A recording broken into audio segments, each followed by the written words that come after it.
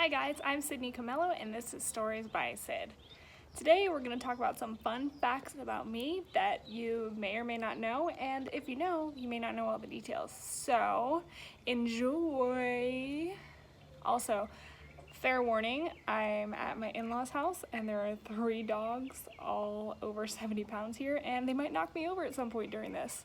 So, good luck to us both. Okay, so today I'm going to talk about celiac disease. So I was diagnosed with celiac disease about a year ago. I'm not sure the exact date. It was sometime in early May last year. I could probably trace back symptoms for 10 years. And when I say symptoms, I mean constant fatigue, constant stomach pain, and just in the past 5 years, it turned into constant throwing up. So I was getting so sick that I would literally throw up like I had the stomach flu multiple times a week. And here come the dogs, for a few years I was working in the food industry at the time. So I personally believe if you are throwing up and there's a possibility that you have a foodborne illness, you should not go to work. So that turned into me calling off of work and a lot of people accusing me of faking it and having a lot of issues with friendships and whatnot because I was told that I was, making up my symptoms and whatnot. So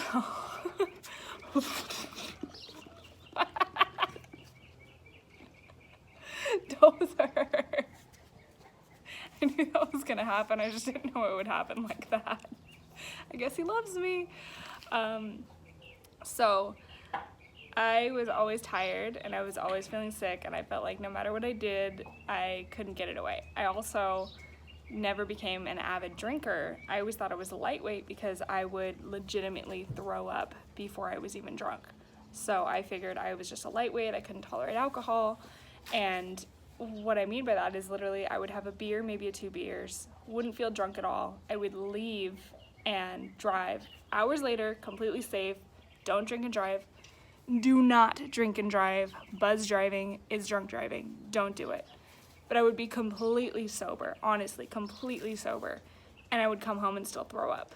And it was so confusing for me, I didn't understand it. And so I would be accused by people of driving under the influence, which I didn't. I never would, because I would get so sick.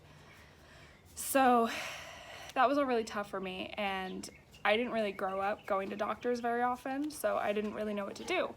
And then last April, I had some sort of allergic reaction to a new sunscreen or something, and I completely broke out in hives all over my face, all over my body, to a point where I was actually kind of like having trouble with my throat.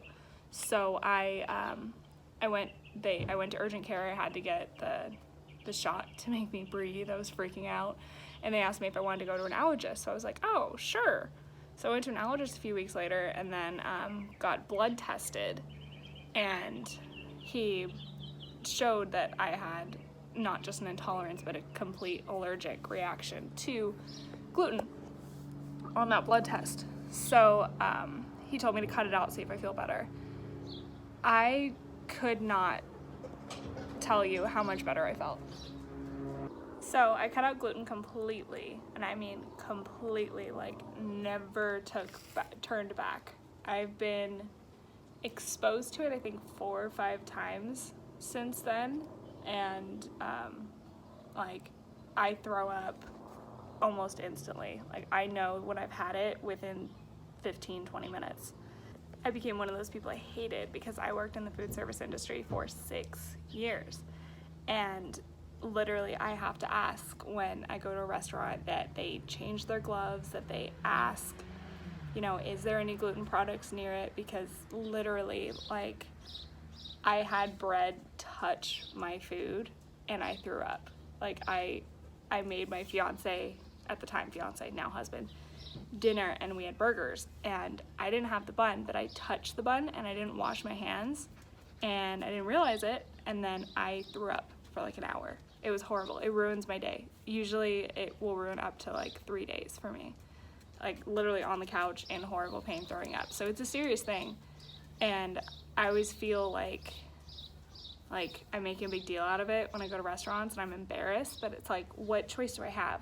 I can embarrass myself or throw up profusely, you know? It's one of those things where it's like, I'm never gonna have it again. Never. It's not worth it for me at all.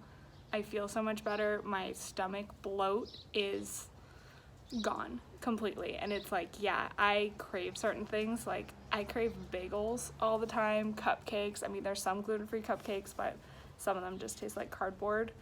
I miss French toast because I haven't found a gluten-free bread that I love. I also know that I'm not alone in this, and a lot of people have struggled with things like this. So, fudge, scared me. Told you I'm jumpy. So if someone says they have an allergy or they have a food problem, like any sort of problem, be nice to them. You don't know what they're struggling with. Like, you don't know how hard it is or what their symptoms are like. So if someone says something's a problem for them, like, don't judge them. Don't say like, oh, you're gluten or something like that. Like, you don't know the other side of it. Feel totally blessed that you don't have those kind of issues, and just be kind to people, because like it's tough. It's tough on people like me, and it's a hard pill to swallow when you have to completely watch every single thing you eat everywhere you go, and your choices of food go down a considerable amount. So anyway, be nice, be kind, be cool, and tune in every day.